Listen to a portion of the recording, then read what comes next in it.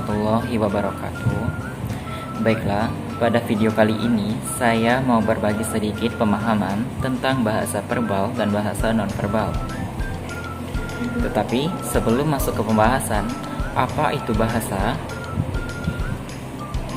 Bahasa adalah alat yang digunakan untuk berkomunikasi atau bersosialisasi dengan masyarakat sekitar. Jadi, bisa dikatakan bahwa bahasa disebut juga dengan komunikasi. Baik, bahasa pertama adalah bahasa verbal. Bahasa verbal adalah komunikasi yang dilakukan dalam bentuk lisan maupun tulisan. Contohnya, surat. Nah, surat ini adalah termasuk dalam komunikasi verbal tertulis yang paling tua atau kuno. Isi dari surat hanya berupa tulisan yang dituangkan dalam selembar kertas. Yang kedua adalah email. Email ini adalah komunikasi verbal yang lebih maju atau modern surat biasa karena komunikasi ini dapat mengirim pesan ke seseorang dengan cepat. Selain itu, juga dapat mengirim gambar, file, dan lain-lain. Bisa dikatakan sebagai surat yang lebih canggih. Berikutnya adalah pesan singkat.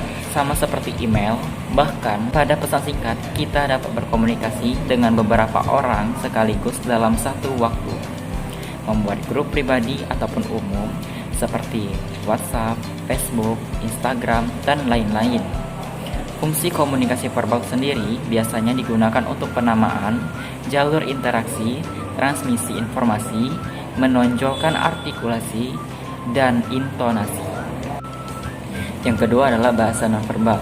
Pada umumnya, bahasa nonverbal ini menggunakan bahasa tubuh seperti gerakan tangan, raut wajah, geleng kepala, dan lain-lain sebagainya.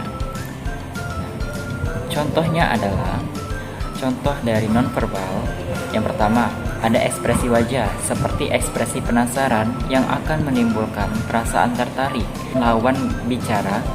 Dengan lawan bicara seperti tersenyum, dan jika bosan ia mulai cemberut. Nah, yang kedua adalah gestur tubuh. Gestur tubuh juga menjadi contoh dari komunikasi nonverbal. Bentuknya cukup beragam dan terjadi bisa karena disengaja ataupun tidak disengaja. Dalam dunia pendidikan, gestur tubuh seorang siswa akan menjadi perhatian bagi gurunya ketika sedang berbicara dengannya. Biasanya, murid akan menunjukkan gestur tubuh yang tidak nyaman ketika disuruh maju untuk mengerjakan sebuah soal. Fungsi komunikasi nonverbal ini sendiri disebut bahasa ini dianggap tidak memiliki fungsi yang menonjol karena jarang digunakan. Lantas, apa saja perbedaan dari bentuk kedua bahasa ini?